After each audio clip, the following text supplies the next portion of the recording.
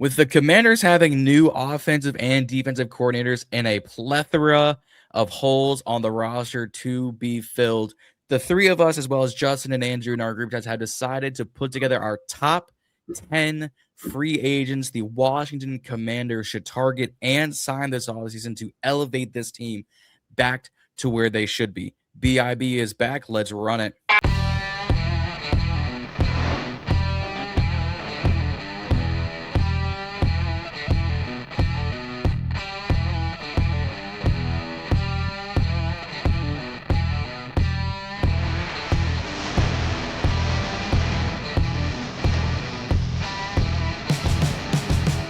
Burgundy Ballers, welcome back to the Ballin in Burgundy podcast. Myself, John, back at it. We got Nick, we got Chris back on with us, fellas. What's happening? What's up, man? Been a little bit. A minute. It's been a minute. It's a very crowded screen right now. Normally it's myself or it's me or Nick or me and a guest. So had to bring back Chris, and schedules finally lined up to do so. But guys, before we get into that, two things. First, hit that subscribe button. We're at 911 subscribers right now. We are 80, not give or take 80. Yep, I was right. 89 subscribers away from hitting 1,000. And when we do, we will do a giveaway. But you will not hear the details of that until we hit 1,000. So hit that subscribe button. And on your way out, make sure you comment down below what you're going to have some fun with. But I would be remiss if we did not take the proper time to acknowledge, give our loves, our respects, our gratitudes to honor the legacy of one of the NFL greats and one of the Washington greats. Earlier today, as we're recording, yesterday when this comes out, 91 years young quarterback Sonny Jergusen passed away. His family put out a statement, and the Commanders also to put out their statement. So all of our loves, Nick's, Chris's, Andrew, Justin, mine, everyone here at BAB, all of our love, our prayers, our thoughts, our admirations to the Jergusen family and everyone affected. Didn't see this happening on a Friday, Friday morning, waking up thinking we're going to get snow. And this is the unfortunate news that a lot of us woke up to. Some of us saw on our phone. So again, loves, thoughts, prayers, condolences to the Jergusen family. He can now go play football with some of the greats up in heaven. Hopefully doesn't get picked off by Sean Taylor. So any words or of remarks you guys want to say before we move on? No, I mean, you took the words out of my mouth, man. Just, all prayers and, everything for that family, man. Just, hopefully they can get through it. And, hopefully it's never easy, but, there's no real good words or easy words to say to them. I just hope, everyone gives them their time and their space that's needed to, heal from this. So.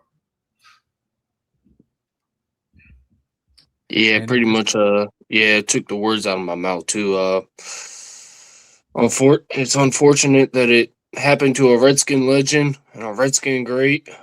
But yeah, hopefully he's up there, throwing touchdown passes, to whom. But yeah, to whom indeed. Again, prayers up to the Jergusen family. All of our thoughts, love, and prayers out to them.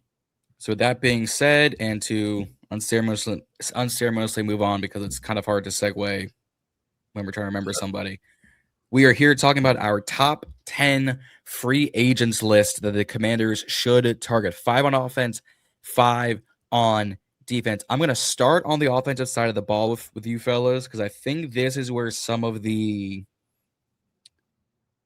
pressure is for Peters, for Quinn, for new OC David Blough. And it's coming from us here in Commanders country because we want, all of these listed players with all this cap space, but we don't know what style David Blough is going to run. I'm going to think it's a blend of where he's learned in Detroit, where he's learned from Cliff. So I'm going to start this off and pull up a name all of us kind of agree with and a name that is probably the most unlikely of them all. I'm going to start with wide receiver George Pickens. Now, I think all of us are unhappy that we got burnt and beat by George Pickens this whole season. And Yeah. as a number 2 receiver, like you see the stats, 93 receptions, 1,400 yards, 9 touchdowns.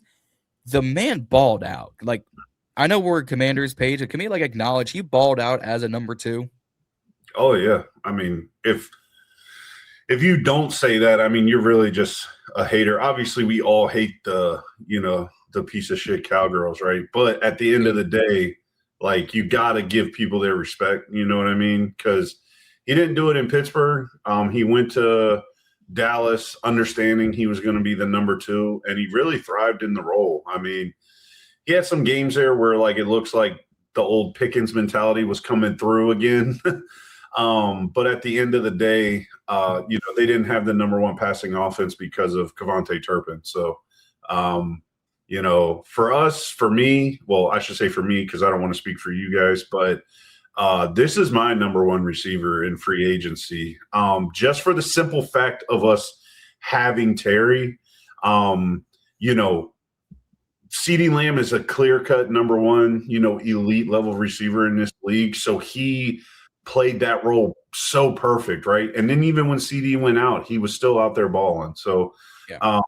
I truly think that with him coming in, with the coaching staff in the locker room that we do have, especially if we were to keep, Bobby and like leadership like that, I don't think he would really get too carried away, honestly. And I mean, JD5 has proven, I mean, hell, he was throwing touchdown passes to Chris Moore. So at the end of the day, I don't think he really plays too many favorites. So I really like the move if we were to make it. So, yep. Chris, what are your thoughts on Pickens to Washington? I guess he had a good year. No, it's like, no, I'm just joking. No, he had a good year. Definitely torched our ass. It pissed me off, but I would take him. I would. The only thing is, can you keep him in check? Make sure he's not being, a distraction in a locker room, being an OBJ and everything like that. I mean, yeah, I would. I'd take him, but it's just a matter if they want to or not, because at the same time, you got to worry about Deebo Samuel, and whether or not he wants to come back. And I'm honestly starting to think that if they don't get Pickens and then if they don't re-sign Deebo, they're going to get Cardinal Tate at 7. Oh wow, it's not. I don't think that's a hot take as Chris was expecting that to be. Yeah, or not too terribly hot. Not going to face any opposition, but it's you don't hear it too much, I guess. And I'm not the type of guy that follows, but yeah, I wouldn't hate the move, but at the end of the day, like, what are you thinking, John? You like this or? I would love. Look, I don't think George Pickens is honestly going to have an attitude problem as we're used to, because we really didn't hear much coming out of Dallas. Yes, it's Big D for Dallas. That's her nickname. Pause. It's Jerry Jones. I was prepping myself for Chris and mainly the audience. But coming into Dallas, we were expecting him to be like an off the field issue, like AJ Brown, like AJ Brown or DK Metcalf or Rashee Rice or Xavier Worthy or Brandon Ayuk.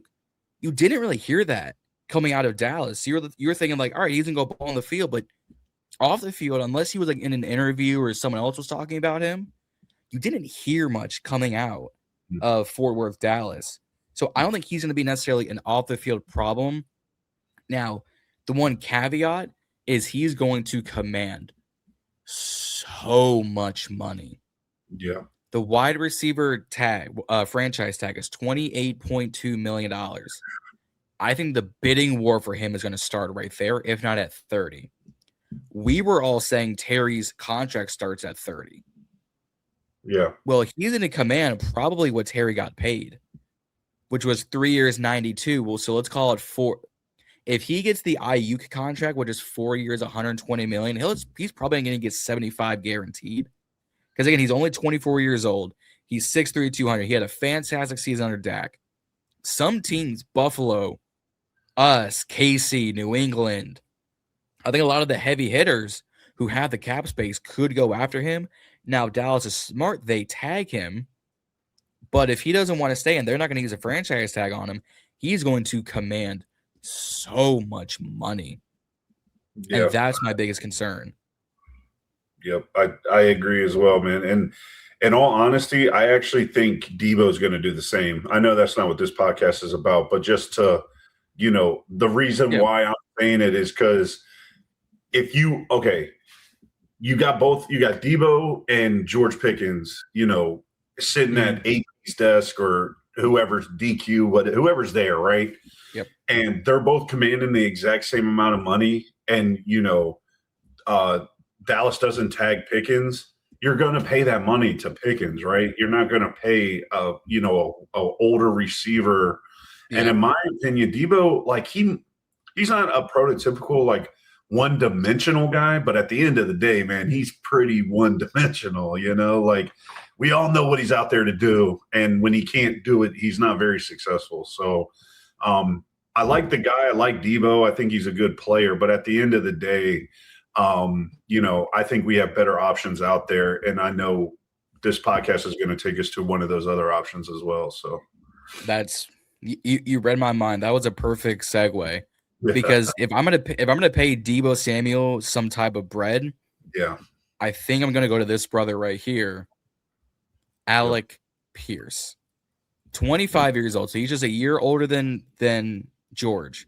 Mm-hmm. Same size, same weight. He was also in not Pittsburgh, Indianapolis with Danny Dimes, and then the remainders of Phillip Rivers. So it says 47 receptions, 1,003 yards, 6 touchdowns. So you're thinking, oh, that's a Terry McLaurin stat line just with half the receptions. No, Pierce is a dog. Yeah, Pierce is going to command. I think the bidding war for him will command about $20 million a year to start off with. He's going to get that lower tier wide receiver one money. But if he ballooned and a bidding war got to 25, I'm going to go, somebody just got their one for the future. Yeah. Yeah, I'm with you there because the best thing about him too is he actually, I don't know if he finished the year with it, but literally the whole year with Danny Dimes and like a few games after Danny Dimes was out, he was by far the number one receiver for like the deep throw, yards per catch. And it wasn't even close, man. And that tells you like he'll take the top off the defense and stuff like that. But a really good sign, in my opinion, with that is like, I mean, who else was really there? Like Josh Downs wasn't doing much. Pittman. Pittman, he's cool, right? Warren just took the league by storm this year, which I actually called that, but that's another day. But I really like the fact that he can go deep, just take the top off defense. Mm-hmm. And even when he isn't catching the ball, you have to respect it because he will go up and get that thing. And that gets everybody else so much more looks underneath. It lets Terry run the entire route tree. It lets your boy, who's very mediocre, and Ben Sinnott try and get open, I guess. But, hey, who knows? We could bring in a free agent tight end. Who knows if we talk about that or not, A knife to the heart is what you're doing here, Nick. A knife to the heart. Back on track. I totally agree with you, man. Like, Pickens is a way better receiver, right? Like we're not fooling anybody here. Debo, you can, whatever. What do they say? Like half dozen in one hand or 6 in the other, whatever the hell they say, right? But at the end of the day, like he's younger, faster, and he is an athlete, man, and he would be a great addition to the team just to help everybody else out. Worst case scenario, so I would like this move as well. Chris, what do you think about Pierce? Y'all remember Adam Humphries? Yeah. That 1 year Adam Humphries was here. I feel like he would be that type of guy. And what I mean is like Terry still got the ball, but like he was like Adam Humphries was one of those trusty receivers. I feel like Pierce here would be one of those trusty receivers that if Terry ain't open, you can throw the ball to him and he's gonna get it. Yeah, I mean, I can see that, but if that's all I think we would bring him in for, like we might, because a lot of this fan base is really high on Treylon Burks right now, right? And like I said, I'm not going to speak for y'all, but hell, I mean, I'll take another chance on him, right? You know what I'm saying? Luke, and he'll be cheap. Yeah, and way cheaper, yeah. And Luke balled out, right? So you got to give respect to Luke. He's going to get his burn again from the slot. So the slot roll going into week 1, if everything goes according to plan, the way it just finished the season, Luke's the guy, right? And they want to work Jalen Lane in, but at the end of the day, like, I think Alec Pierce is the guy who, like, I'll give you another comp, really, is like, like a Deshaun Jackson, right? Like Deshaun Jackson might catch 3 balls in a game, but he's going to have 180 yards because all his balls are going to be bombs, right?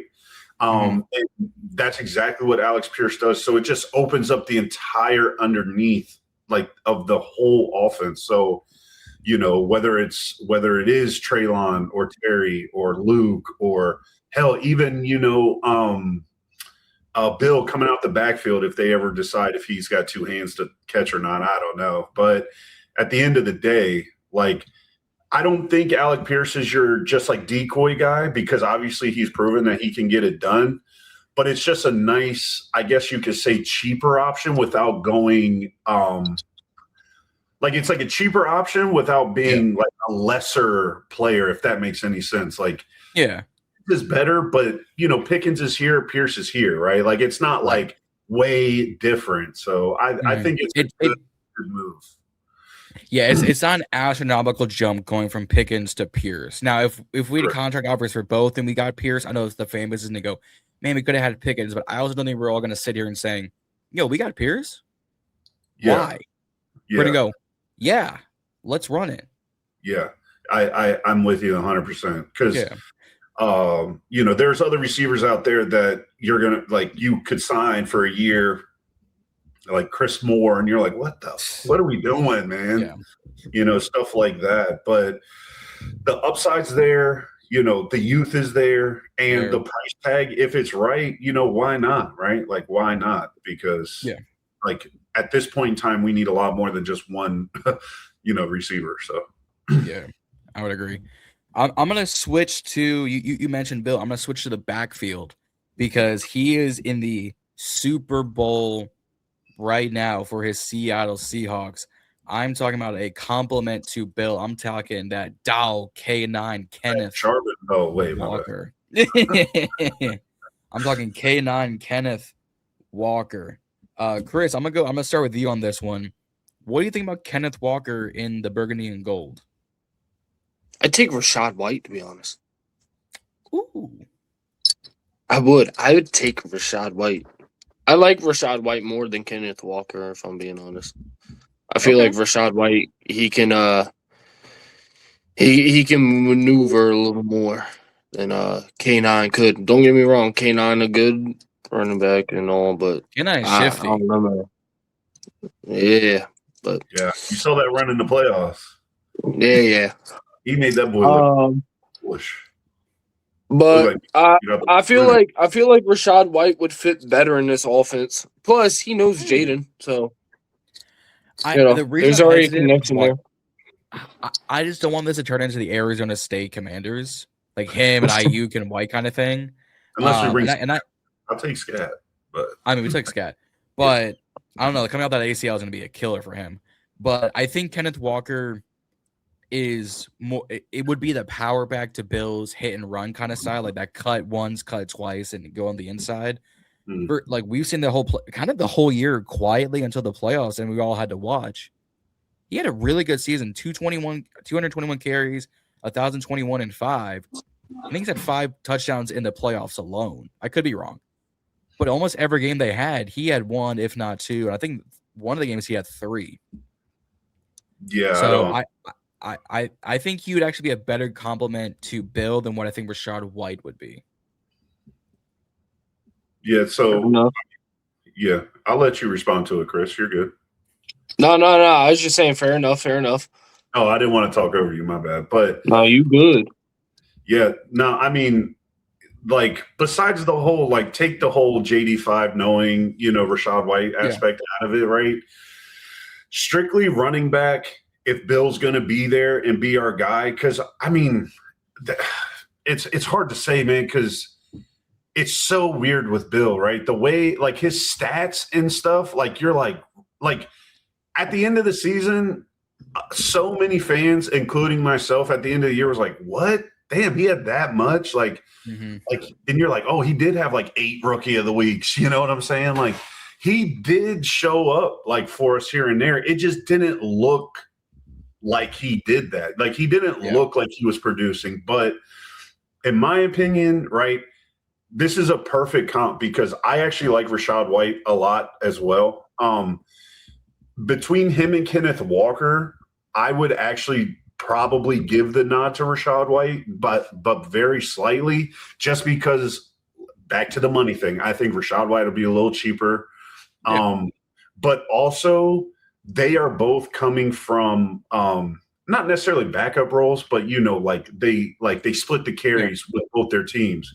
And Rachaad White gets the nod for, a pass catcher out the backfield, where Kenneth Walker gets the nod for being the bell cow, right? So the way I look at it is like we have Bill and C-Rod right now, right, with Jeremy McNichols, okay? So we've seen Bill with a pass-catching guy with McNichols and Bill with a bruiser like C-Rod, right? Mm-hmm. They both, Bill did the same thing no matter who was in there. So in my opinion – Rachaad gives us a little bit better of a threat with just the catching aspect of it, and it gets McNichols out the door.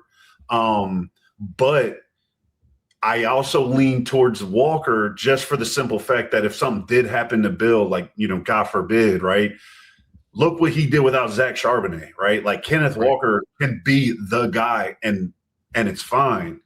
And another thing that gives me a little slight check mark in Kenneth Walker's box is the fact that he knows everyone in America. And if you say Zach Charbonnet is a better running back than Kenneth Walker, your last name is also Charbonnet. Like that's the only people in America that say that, right?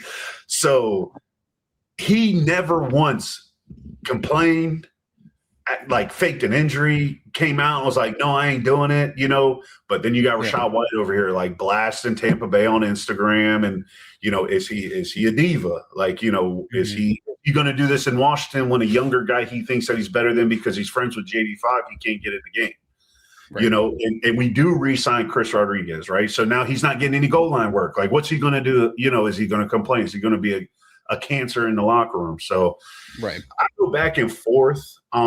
Like I said, strictly the only reason I'd go Rachaad White over Kenneth Walker, because I think they're both good quality backs, is just for the strict just pass catching and he'll be cheaper than Kenneth Walker will. So we could get White in here for a 1-year deal to where you're not getting Walker in here for a 1-year deal unless you're spending a lot of money. So No, I don't.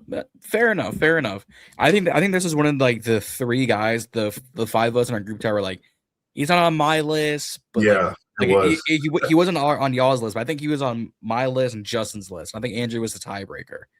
So I don't think if we got Walker, any of us are gonna go, that was a bad signing. But I think if we get White, most of us aren't gonna say that's a bad signing. I think that running back, you can kind of play back and forth. I think Breece Hall was gonna be in the same conversation, but Walker is a little bit. I was trying to think to myself, I'm like, who's the other one? And it was Breece, but we all were like, God, he's gonna be, he's gonna want $23 million a year. He's gonna want Saquon numbers type stuff. So, or he gets franchise tagged because of Jets.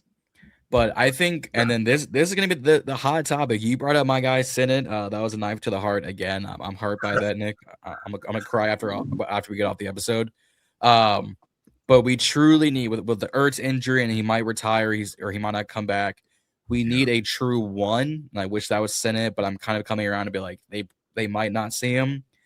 I'm going to start off with one of my Florida boy, and a man who every year has had one more touchdown, which is hilarious. He has 15 career touchdowns. I'm talking Kyle Pitts Sr. I'll let y'all take this one. So I'll save I'll save my take, not so much negative take to the end, but I'll let y'all go with this one. Chris, take it away. I take Isaiah Likely. Well, yeah, but you just spoiled it. I would. I take Isaiah Likely over Kyle Pitts, honestly. I think we're going to get Likely. Likely is a better tight end, in my opinion. He's like one of those trustworthy guys that you throw the ball to. He's like another Zach Ertz, if you ask me, just a little bit younger. I could be wrong, but somebody, yeah. See, he's younger, so, I don't care that he had 307 yards and 1 touchdown. That's usually tight end numbers. But, like, bro, some tight ends can produce. This guy's going to produce if he comes to DC. Okay. Kyle Pitts, I just don't see that. Interesting. Nick, I'm going to let you take it away then. I'm going to go back to Pitts. I want to hear this. Okay, so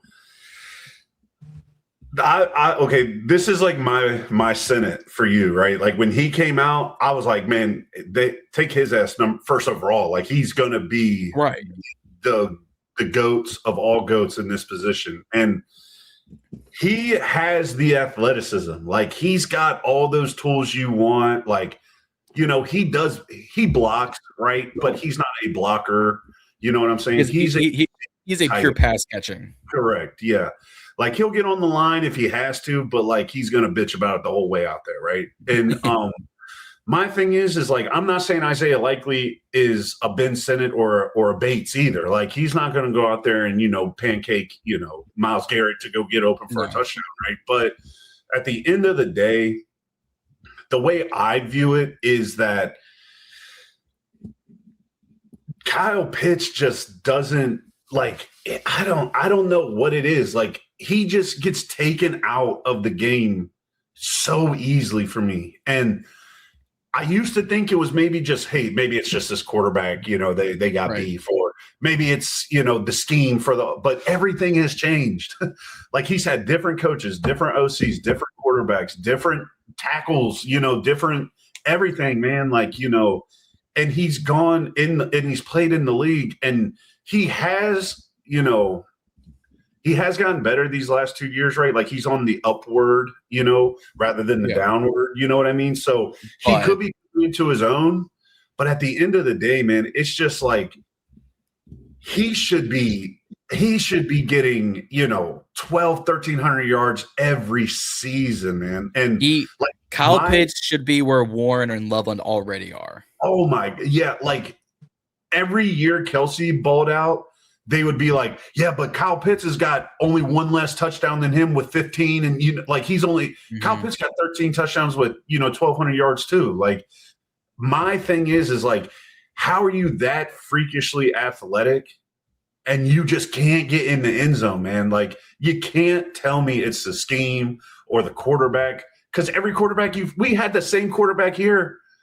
And I don't know if y'all remember a guy named Jordan Reed, but Jordan Reed was just as athletic, right? If not, maybe Kyle Pitts is probably more athletic, right? If you bring up the combine and all that stuff, like I guarantee you, like Jordan wait, didn't Jordan Reed go to Florida too, or no? Am I tripping? I'm looking at that up real quick. Jordan Reed went to he was UF. That's what I thought. Yeah, so like literally, this Jordan Reed was good. But that's what I'm getting at, right? Like Kyle Pitts went top 10, should have been this generational tight end. Jordan Reed went in the back end of the draft, right? And third round. And when it was Jordan Reed and Gronk, like they were close, man. Like Gronk was obviously the better tight end and produced a lot more, which is just like the Travis Kelce and Kyle Pitts. But Jordan Reed, when you compared him to Gronk, you were saying like, yeah, but in Jordan Reed's style of playing tight end, he's the best in the league, right? You know what I mean? But you can't say that with Kyle Pitts. Like there's five tight ends I'm taking over him. So, well, he also had Kurt Chains, throwing the ball. Kyle Pitts does not. Kyle Pitts had Kirk Chains. Yeah. For like. What, the back half of the not even the back half, like 3-4 games? No, when Kirk was the starting quarterback there. Yeah, before they let Penix play. I see. And I don't know. Penix, I don't watch the Falcons too much. yeah, but Penix is a young guy that like you would think, like if Jane's a young guy and throws to 57-year-old Zach Ertz, right? Like you would think Michael Penix will be throwing to the most athletic the most athletic player he's got, right? Like a nice little safety valve. I shouldn't say most athletic player they got because they've got some. I'm not sold on Michael Penis, but we'll get to that later.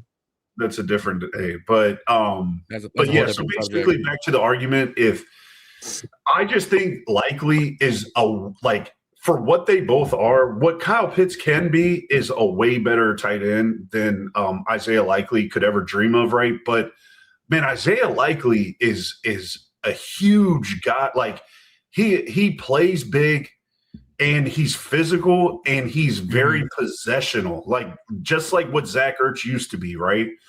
Like it's 3rd and 7, 4th and 3.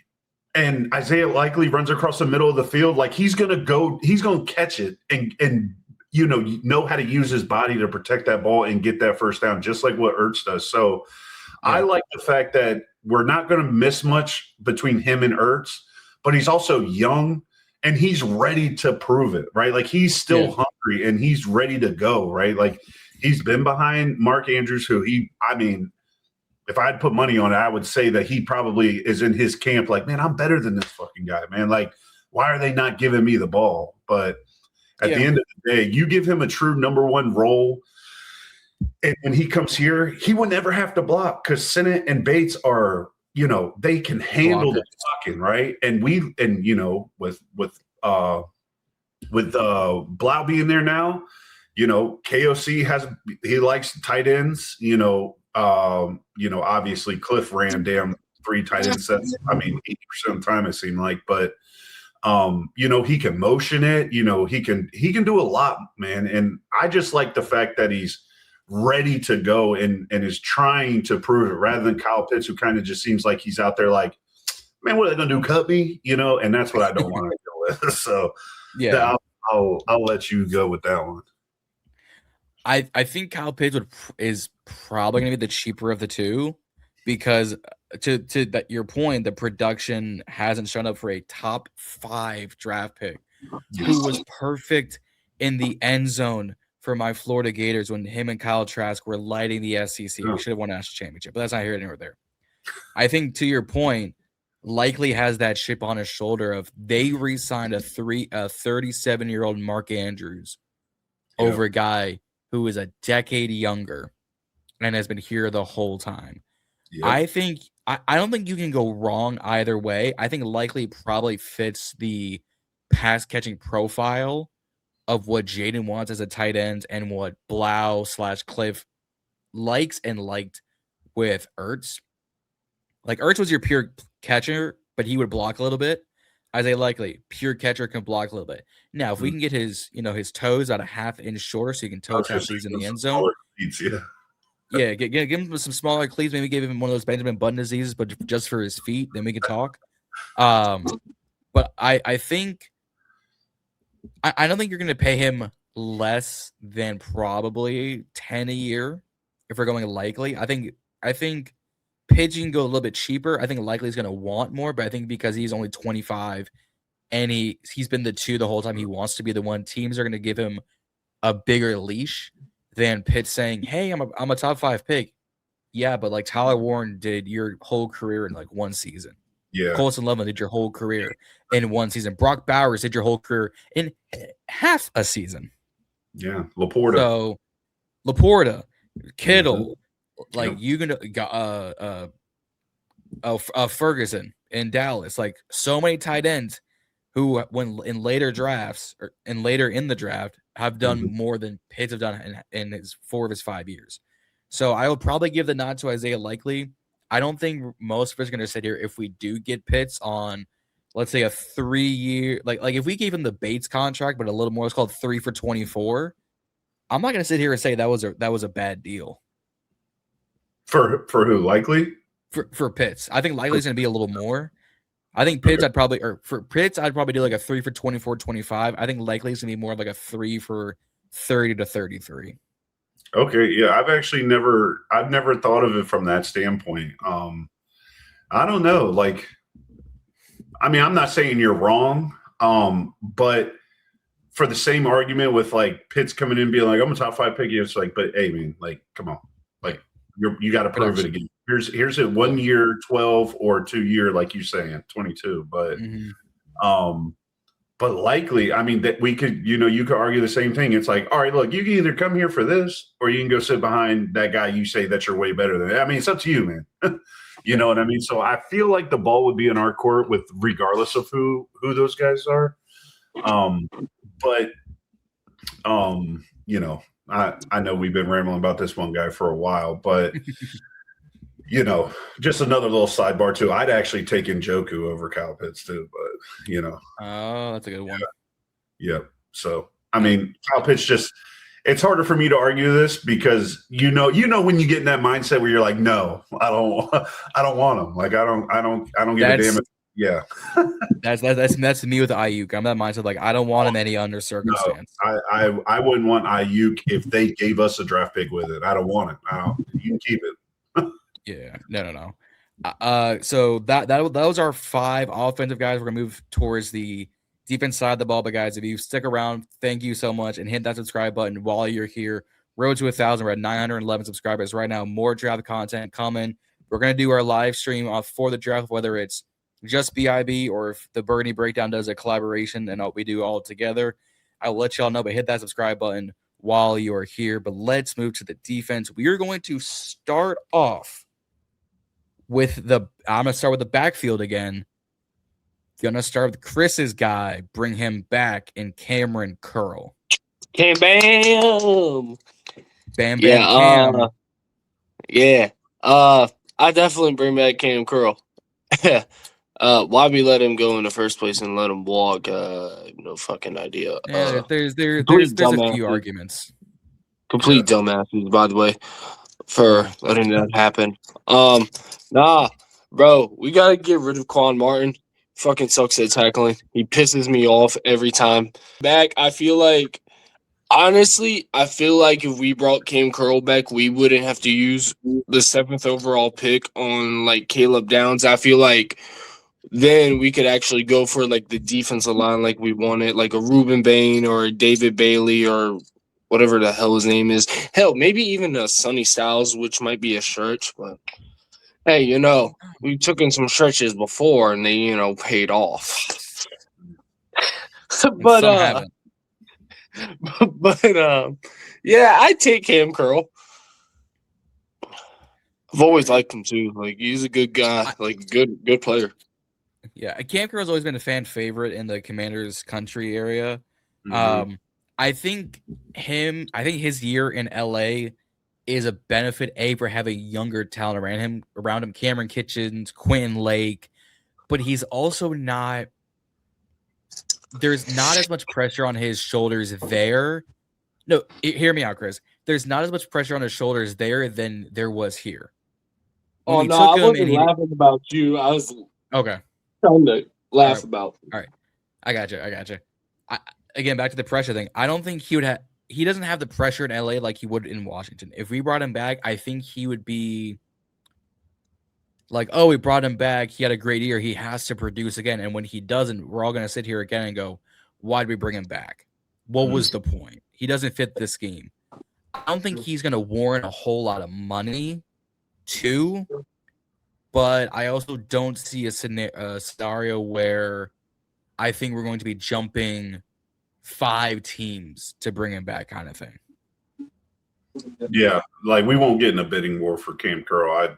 The only way we get him for a decent price without going to that bidding war is if he still somehow in his heart still likes the area, and wants to run it back or, something like that. Yep. But to be honest with you, man, like with that D line and that pressure they were causing and just the scheme itself, like you said, with those backers, man, I mean, like even there for like 2 weeks, they were talking about Forbes being a lockdown corner. So Yeah. is it really the player or is it the scheme, right? So Don't not saying get me started. what'd you say? He said, "Don't get him started." Oh no, so I'm not saying Kam Curl's on like not just I'm not comparing him and Forbes, right? Forbes is not a top tier player, right? But Good, you had me worried. at the end of the day, though, right? Let me ask you a question, because I'm gonna go on the record now, and if the people who are close to me, they know it, and if they've been on my page for a while, they know it too. Quan Martin is my guy, right? Like I ride with Quan. All right. Now, if we were having this discussion last year going into the free agency and the draft, right? After the season we just had, and we were talking about, would you bring Kam Curl in? Would you honestly sit here and say, like, yeah, man, we got to get a replacement for Quan? Yes. I mean, I don't know why. This time last year, they were selling us the Quan Kool-Aid. Quan was balling. If you threw it at him, he'd intercept it. And if you ran it at him, or if some came underneath, whether it was a tight end or a running back, he was making the tackle. Now, Percy Butler is who you're probably confusing him with. That is the trashiest of the trash. All right, he could have. Did you watch this year? Like, what am I missing? What I'm getting at with this year, right? Name me a DB that was good for us. Name me one.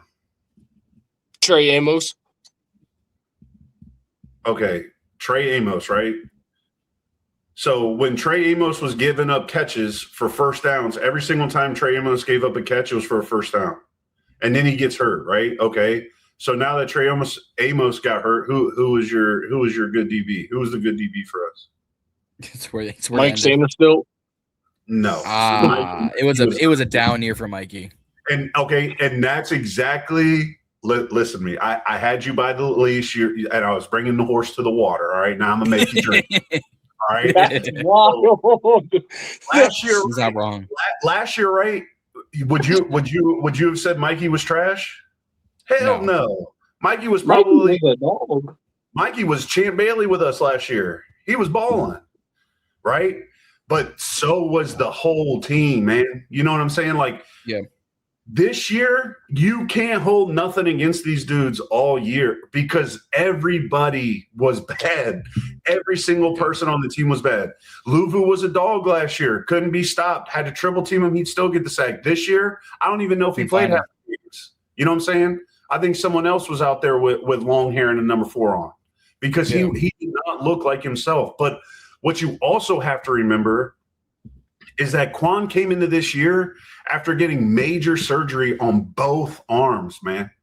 On both arms. Mm-hmm. Like, you have to use your arms to tackle, to intercept, to play deep, and to play any spot. And played like he had actual. Yeah. And then imagine not having 2 arms and not having any help ever. You never had help. Did he struggle, miss tackles? Yes, I'm not denying that. I'm not saying that, right? But you've gotta take the years, because that's like saying, let's just trade Jayden Daniels because he sucked this year. No, hell no. He was injured. He had a bad year. It's his second year. Blah blah blah blah blah. Like, you can go down. Receivers. He had help. Nobody on this team had help at all, right? So Quan Martin, in my eyes, right, is it like Kam Curl and Quan Martin? Is Kam Curl better than him? I mean, maybe, probably, right? But at the end of the day, I truly don't think we're that pressed for us. Now, let me finish this. Not pressed for a safety for that amount of money that Kam Curl would want, right? Now, do I think we need a safety? Yes, right? Okay, because like the Tyler Owens experiment doesn't look like it's panning out the way it needs to go. And you know, I've been a Jeremy Reeves guy since day one too. You know what I'm saying? Because I thought he needed to start over Percy Butler every single year. Percy Butler's been here every year. I've been saying it, and people are like, no, he's a special teams guy. And I'm like, yeah, well, Tressway has more passing yards than Dak Prescott in the NFC Championship game. You know what I'm saying? So it's like, yeah, talking about here. So at the end of the day, I think Quan Martin is a good quality safety, but you've got to give him the help because he's not Sean Taylor. You know what I'm saying? He's not, your elite safety, like dude for the Broncos, right? Hufanga or whatever his name is. Yeah, Tano Hufanga. He did good in San Francisco, right? But I'm pretty sure he had some help, right? He balled out. And then he goes to an even better defense and keeps balling out. You give us Hufanga or whatever his name is, he's going to come in and do the same thing Quan Martin was doing this year because he has to do it himself, man. I'm telling you, as a Chris, safety. Chris. I think the one caveat is, we all killed Quan Martin. I'll make this quick. We all killed Quan Martin this season.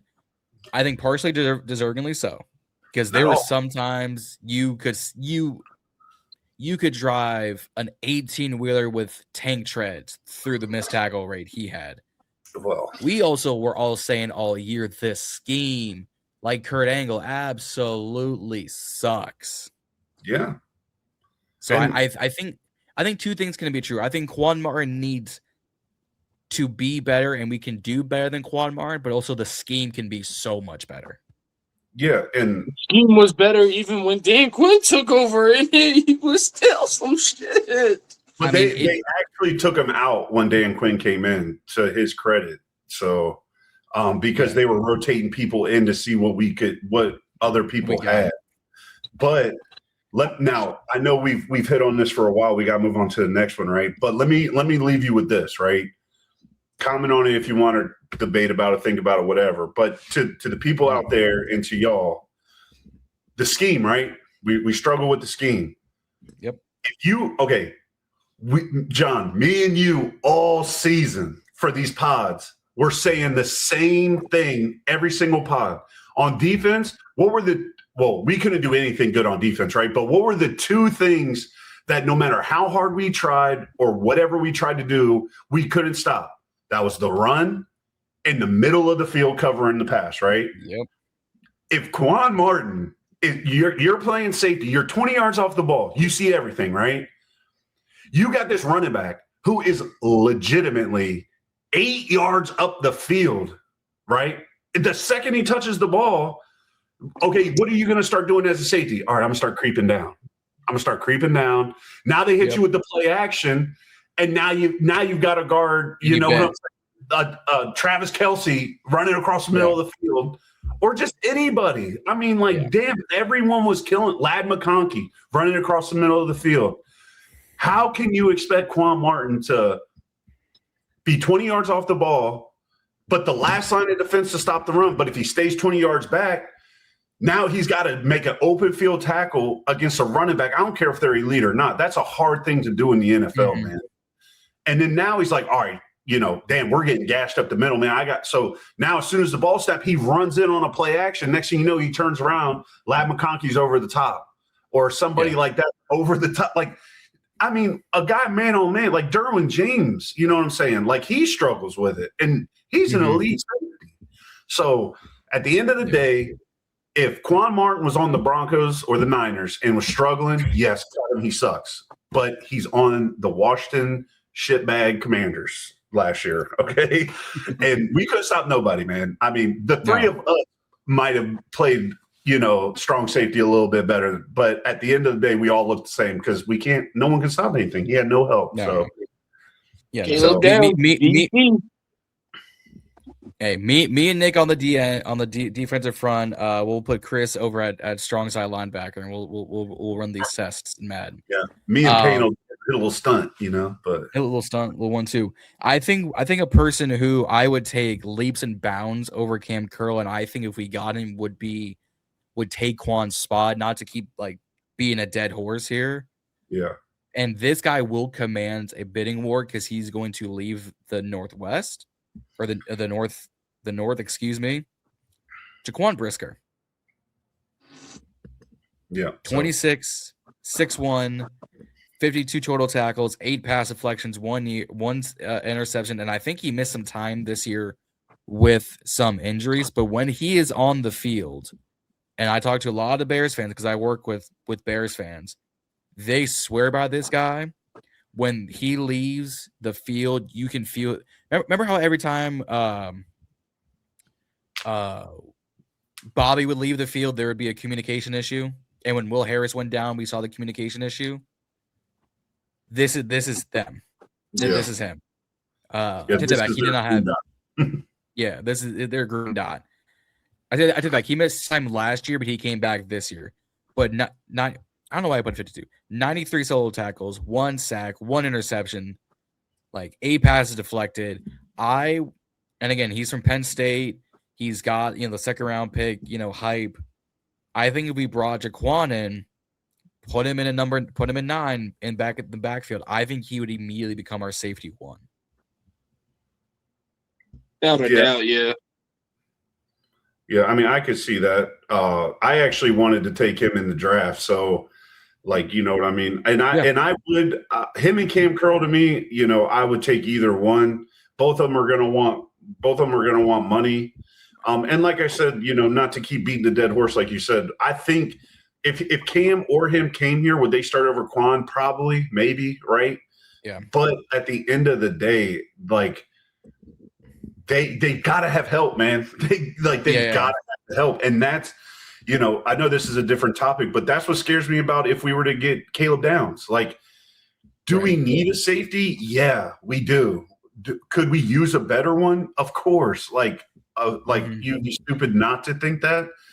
But a safety's only gonna do so much, man. When you don't have any D line or any linebacker, you know what I mean. Yeah. So any there's pressure. a reason Bobby Wagner gets 132 tackles a year. It's because they literally have, you know what I mean? He's the first line, the D line at this gaping hole that he can just see everything in. It goes and he's the only person there. So, but when you're a safety 20 yards off the ball and you got to worry about, the slot or the tight end or covering deep or this zone, am I in cover 4? What am I in right now? Am I cover 1? Am I man? What the hell's going on? And then my guy stays in and blocks, but it's play action. You know what I mean? It's just it's a hard thing to say. And for the amount of money they'd want, it's just tough for me to, jump on that board or that boat. So, yeah, I think if we're gonna pay money to a safety, I'd probably pay Brisker over Curl. I think he's proven more. Injuries aside, I think he's just an overall better player. Now you can say that because he's, stayed on one team or because the schemes fit better. I think Brisker's just better overall. I think Cam is probably gonna be a little cheaper. But I think if you pay Brisker, you have a long-term investment.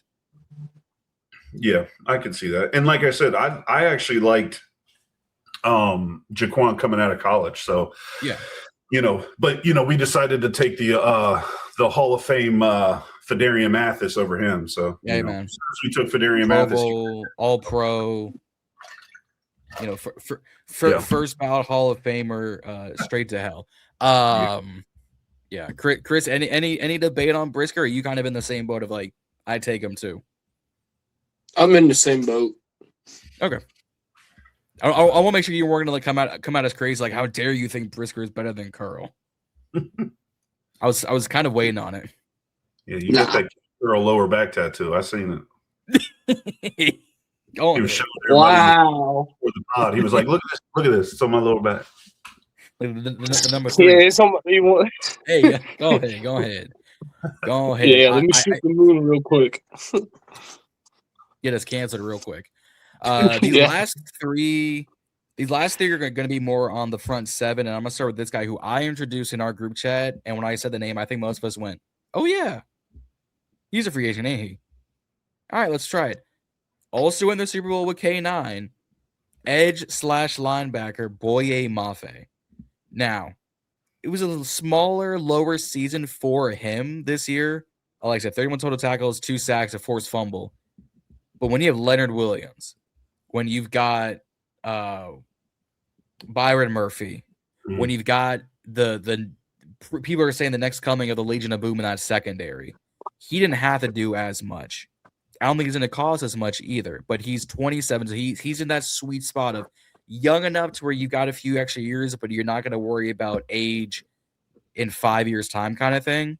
I would bring him in to maybe I would give him like a 3-year, 30-ish, like a 2-year prove it deal with a 1-year back end kind of thing. Wow. Yeah. Yeah, me personally, this isn't my guy. I respect it, when we talked about it in the chat, he's cool or whatever.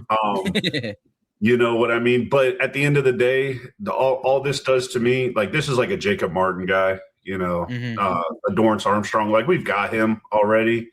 We can bring back Jacob Martin way cheaper, probably do the same amount of production. Me personally, just going in the chat, you saw who I put in there. In my personal opinion, and I won't harp on this because I know we're getting, we got some other guys to hit on that I like more than this guy. I actually prefer like a Quay Walker or a like Reek Woolen over this guy. You know what I mean?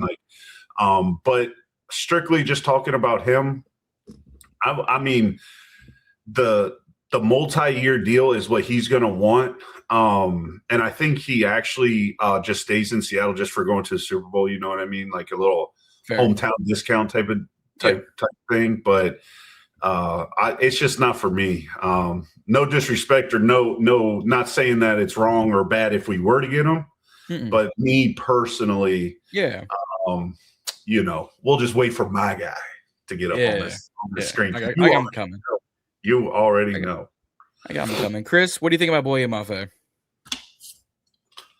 I'd take him if we have the chance, just so that we have help on the front seven. It's touche. I think if we got Boye Mafe, I don't think Nick is going to call it the worst signing in the world because it's help on the D line. To Chris's point, but to his point, there are guys, and we're about to touch on him. I would take 2. I think I might give Boye the edge just because there's like a 5-year age gap between the two.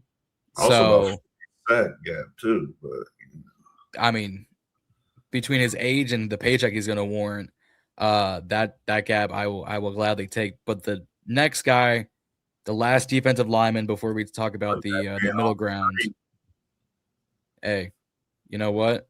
Let's run it. We're talking the man who's going to warrant big money. Trey Hendrickson. Yes, sir. Everything, whatever you want, my man. You here's the check. I already signed it. Spell your own name, write your own number on there, take it to whatever. Let me know your bank. I'll wire it over there. I'll get you a cab. Whatever you need, I'll get you an Uber. Hell, take my car. Here. I don't care. I can catch all the hate in the comments. I really don't care because I wanted this dude so bad last year, man. Like this guy, in my personal opinion, I truly said it last year. Go back on my page. You can pull it up, put it on here. Everyone in chat, go look at it, whatever you want to do. I was so sure that this man, week 1, was going to be in the burgundy and gold, right? That just everything is lining up for this to happen. Like how he plays, the tenacity, the effort, the leadership standpoint of it. Because even with all the bullshit contract stuff, he was still there. He hated every second of it, but he showed up like a true professional and just got it done, right? A lot of people say he faked the injury or whatever, but like he did get surgery. So at the end of the day, like, was it a nagging injury? Was it like, because he did get surgery. So like, it wasn't just like, oh, I got turf toe, like can't play, whatever. But it was legitimate. Yeah. Like 31 years old. That's fine. Bobby's 36 and he's still out there, right? 132 tackles a year. Yeah. Well, he can't cover. No shit. Like no one could cover. Not one person we had could cover. At the end of the day, you're not going to expect. That's like saying, God, man, every time Trey Hendrickson drops out in pass coverage, the guy's wide open. No shit. He's a pass rusher, man. Like that's what he's supposed to do. And when he does his job, he is very elite at that job. And yes, is he older? Yes. But I saw a stat line last year that him and Myles Garrett, right? Myles Garrett is way younger. Okay. Well, I shouldn't say way younger, right? But he's younger. Okay. Yeah. When you take date of birth age, yes, he's older than Myles Garrett. But Myles Garrett, man, he's got like I think it was something like, well, including this year for sure, 3 full seasons, 3 full 17-game seasons of snaps over Trey Hendrickson.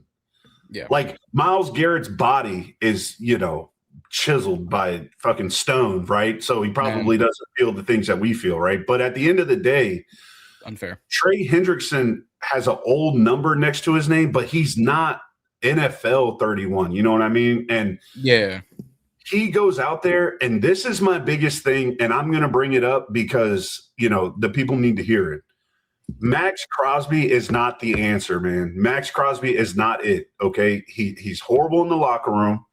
He's not even truly elite, in my opinion. I don't give a damn what people say, right? Just because he's got swag and he smokes blunts on TV and got a shit ton of tattoos, I don't care. I don't care.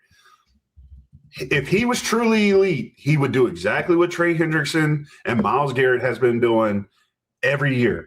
They play on a shitty team, on a horrible defense, and just continue to get 20-plus sacks a year. Every time. And when Trey Hendrickson was talking about getting paid what he's due, and Myles Garrett's talking about getting paid what he's due, and Max Crosby's talking about getting paid what he's due, look at the difference. Myles Garrett's out here like, Chicago sucks, blah, blah, blah. I will never play for you ever again. All right, here, Myles Garrett, take $50 million a year. Man, did I tell you how nice it is out here in Cleveland? I'm going to say Cleveland, Chicago. But Trey Hendrickson, he's pissed off. He's got all this stuff going on, and he's on the sidelines at preseason games. You know what I'm saying? Like, he's there. He's a true professional. He wants to do his job and do it at a high elite level, man. And we've got the money. We've got the money. And I swear to God, I would do it. I would trade our 7th overall pick for him. Like to get him here if that's what it took. I swear to God I would. Because, yes, is David Bailey good? Yes. Is Ruben Bain good? Probably, yeah. Are these receivers going to be elite in the league? Possibly. But Trey Hendrickson right now is elite and at the top of his game and a top 2 edge rusher in this league. Okay? And what good does it do to possibly hit on an edge guy or a receiver when we can get this guy? Now, clearly, we're not going to have to trade the pick. This is me talking last year, right? But yeah, that's how far I'm willing to go with it, right? What does Myles Garrett get paid right now? 30-something, 40-something? What's he get paid? Oh, he's getting paid like 40. 40-something, right? If Trey came into the office and said, I won't even look at my phone or step in an Uber or a plane unless you're talking about the exact same number, if not more than Myles Garrett, I'll say I'll give you more. Come out here today, sign on dotted line. I'll give you $5 extra million a year. Come out. I swear to God, I would pay him 40+, make him the highest paid player ever to come out to the team because I truly think by adding him, he takes this defense with this. We could keep the same 11 or, well, it would be 10, right? We could keep the same 10. And I think that our defense would automatically jump from dead fucking last to middle of the pack, just day one, just with him out there. Because you have to account for him, man. You have to do it. And think about the division, right? Like Philly, like they do whatever they want against us because they can. Yeah. But you can't, that you make them one-dimensional now because they've got to worry about Trey Hendrickson. Dallas's O-line, the Giants' O-line is horrible. They're horrible. Yeah. If he was out there, oh my God, man, he would average a sack and a half every single game against them. Just playing division games, this man would have 10 sacks. Just in 6 games. That's it. So I don't give it like this. I've been waiting to talk about this dude for 2 years, as you can tell. Like this is my what are they, like my Mona Lisa or whatever the hell they call it. Like this for me. Like if do we need more help? Like, should we back off and, maybe spread the money around? We could, but God, we do that every year, and look where it gets us. Last year, it gets us one game away. Just one game away. This year, a lot of games away. But at the end of the day, man, like, even Joe Witt would have had a mediocre defense with this man there. You know what I'm trying to say? Like, since after he got hurt, everyone's out there like, who's this guy? What's his name? Who they signed him today? Like, who is that? But when he was out there, they were winning games, man. They were winning games. And before the pod came on, we all sat in here and talked about defense coordinators got to come in and say, how can I get my team off the field? What's going to help a young, brand new offensive coordinator in the league call plays? Having the ball all the damn time because this guy's out here creating strip sacks and shit like that and points off turnovers. So this guy just makes everything better for the whole team. Every single aspect of the game is just going to be better if we were to add someone this elite, because you have any team that you play against, you're going to be like, okay, we have to run away from Bobby, but we can't go to this side because Trey Hendrickson's there. Mm-hmm. And okay, yeah, their DBs suck across the middle of the field, so just take a 7-step drop. Yeah, good luck. You take a 5-step, 7-step drop against Trey Hendrickson, you're getting sacked every time.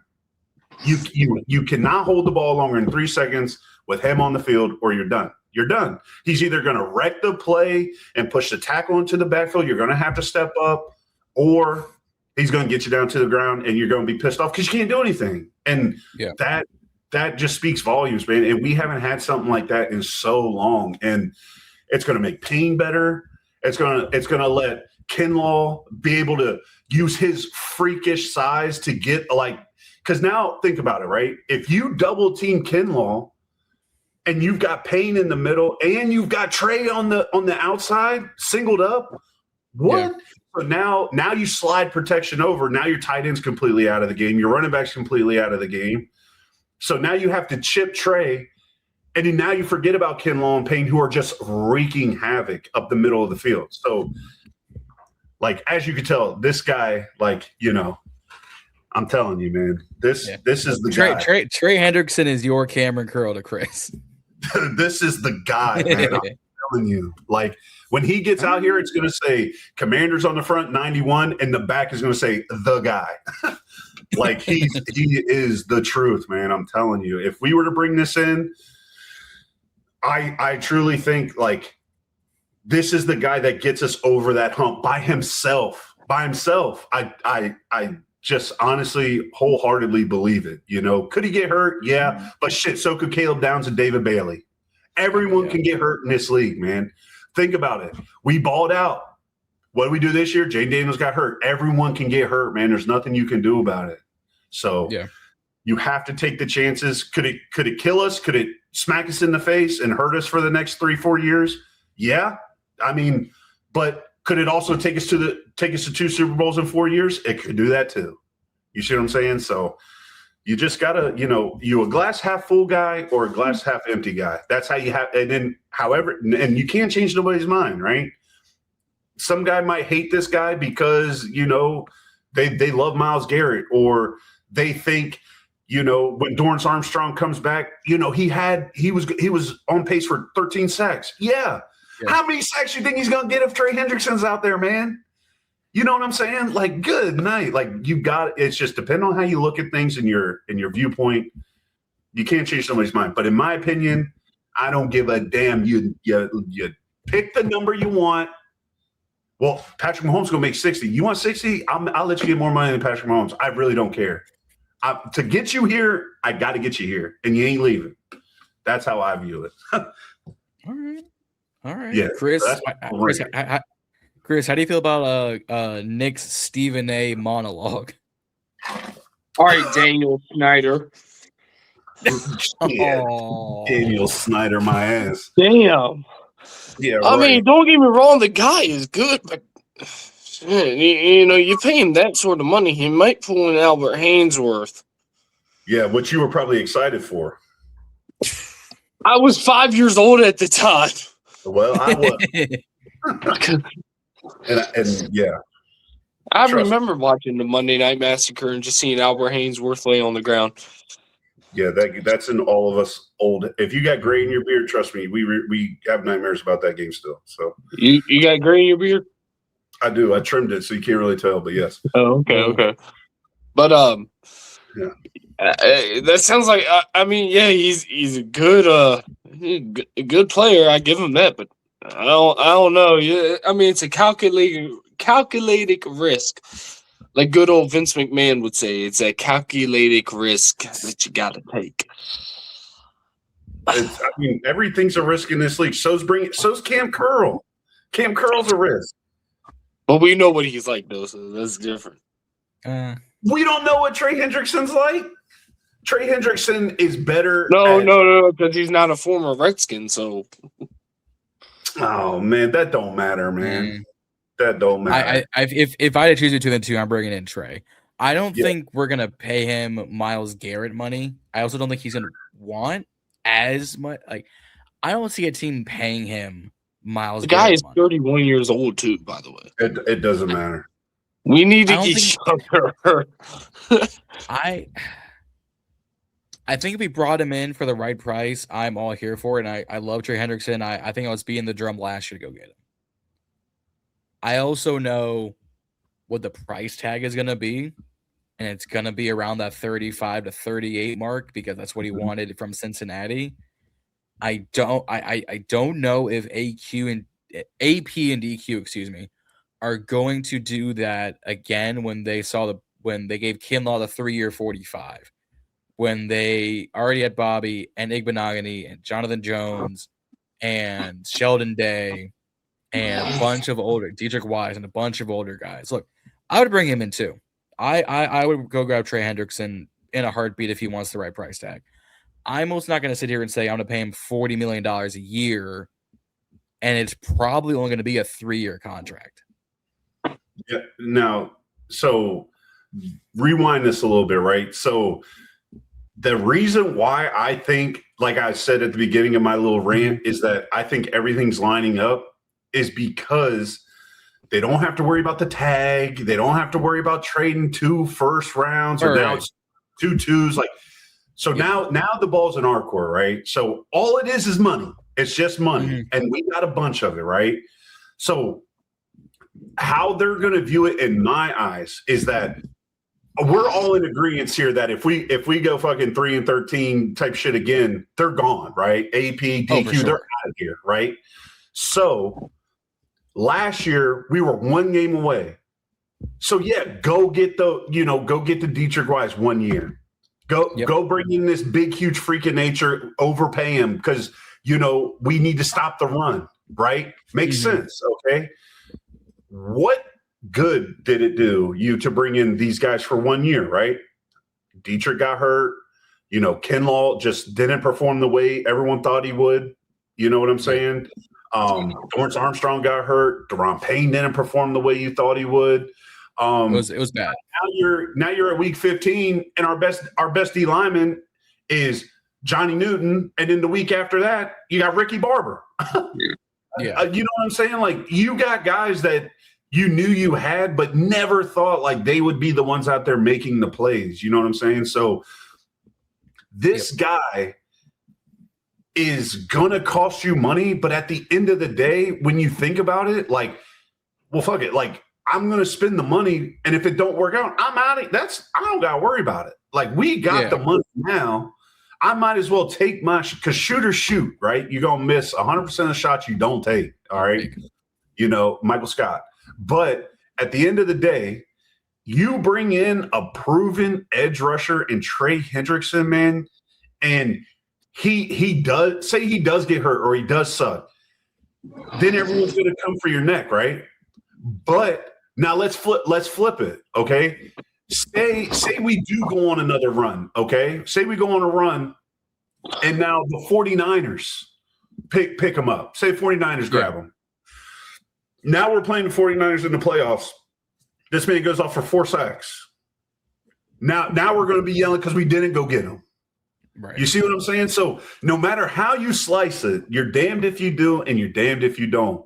So you have to take the shot. And this is not your, oh man, we need edge help. Like you're like dude from Seattle. Like this isn't just like a Jacob Martin. This isn't just a guy, man, like a Dietrich Wise on his way out. Dietrich Wise is old, but when he came here, he was a role player, old guy. Von Miller's going to go to the Hall of Fame.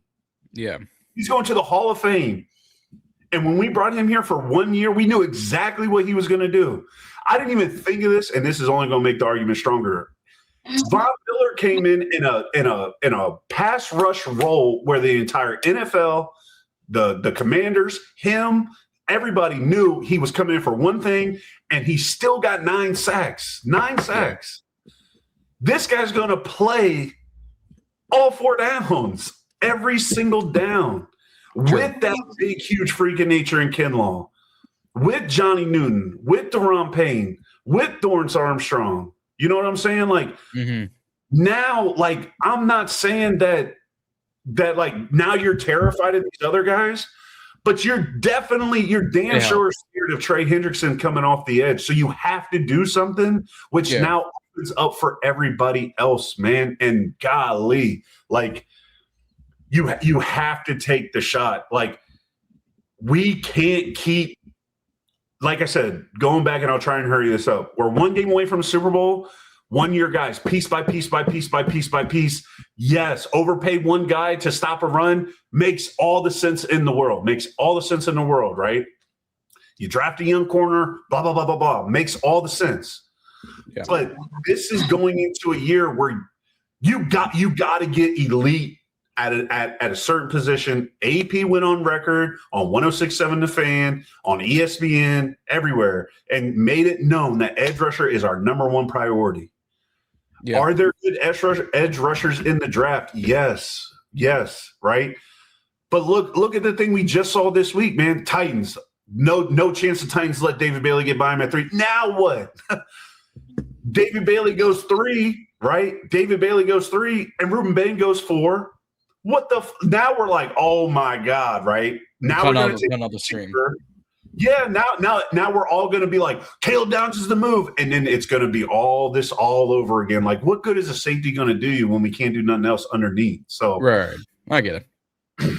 Pay this man 35, 38, 40 million. I don't give a damn. You want 35, 38? Well, inflation, motherfucker. Get here tonight. You can get 40 on the dot. The check signed. We bought you a house, so you're not even going to stay in a hotel. You're in a house. Not a condo, not an apartment, not a townhouse. You're in the house. You're here for 3 years.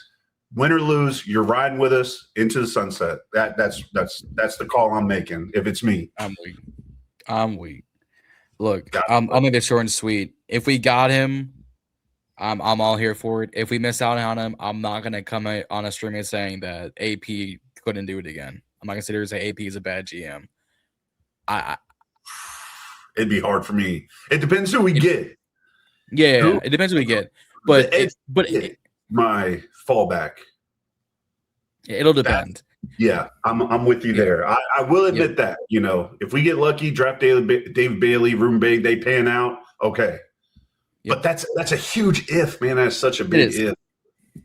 It is. So, but that's also these free agents, we found that out, both between injuries and the team itself. But the last free agent that I think all of us were in pretty unanimous decision in the group chat with, had a fantastic year this year, had a good playoff run. I don't think they're going to let him out of the building for less than his franchise tag is worth. Nice. But if we got him, it's him and McGee for the future. I'm talking he wouldn't be agent 0 for us, but I think he could sweeten a deal to get 0 off. I'm talking Devin Lloyd. I think this one we're pretty all in agreement with. Yeah, there's nothing bad to say here. You sign him today on Friday. Well, Saturday morning, he's your number 1 linebacker. I mean, that's it. Yeah. No ifs, ands, or buts about it. Don't even look at the playbook. Just go out there. We'll tell you what to do. Yep. It's that simple. So, I mean, the fact that he's catching interceptions for Well, I Man, think he had a pick 6 this year. He's got 81 total tackles on the year, 1.5 sacks. Like he was, and say what you want. PFF grades aren't everything. no. Overall, we were talking a top 5, top 6. He was third all out of 88 linebackers. He was third overall grade, 11th in the run, 5th in the pass rush, third in coverage.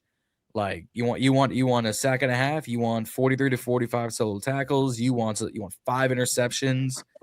Like and he doesn't even have to play all the snaps because I think he got injured on a game or two to where he missed time. But you want like if I'm getting a coverage guy or I'm getting you stick in the middle of the field and you go get someone while McGee's your kind of speed guy.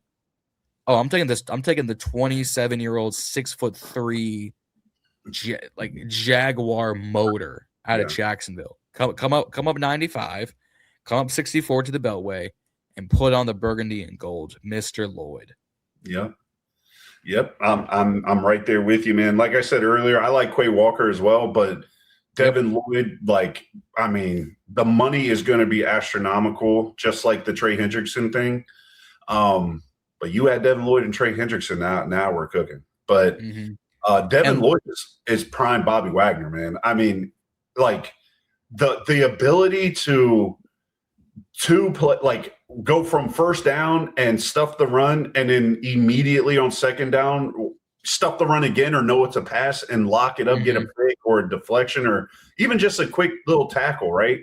I mean, that is very hard to find at the linebacker level in today's NFL. Just due to all the sizing and some guys want speed, some guys want power, blah blah blah blah blah. So, but another guy that lets your players have flexibility and opens things up for them as well. So, I mean, now Luvu can do more one-dimensional stuff, and Bobby Wagner can literally say, "Yeah, please God, run it to this side. You won't go nowhere."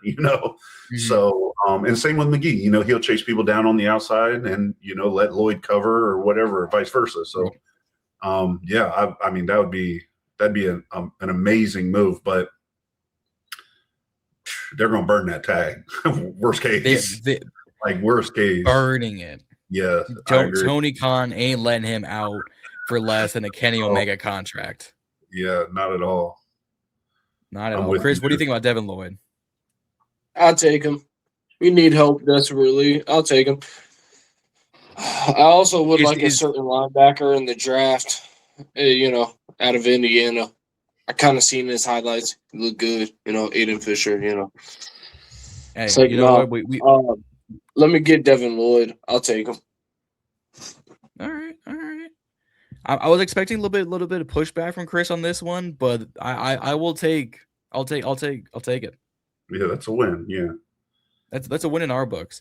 But guys, that is our top 10 free agents. We ran a little bit longer than I had planned, but that is okay because we got Chris's rant for Cameron Curl. We got Nick's rant for Trey Hendrickson.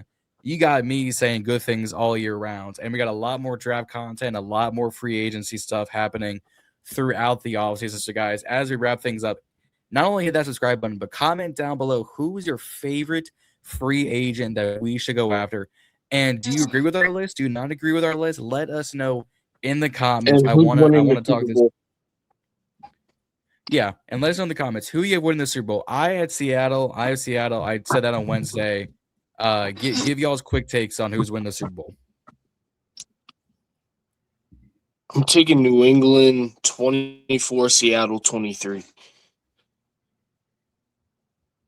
Yeah, I'm actually going to take New England too, just for the simple fact that I think this is the game Sam Darnold, pisses down his leg again, and I think just from the previous games, they kind of take the ball out of Drake May's hands. And Mike Vrabel, man, he's proven he's just a hell of a coach. So I think playing in it and coaching in so many playoff games, I think he's ready to go. He's not going to let the moment be too big. So I do have the Patriots winning.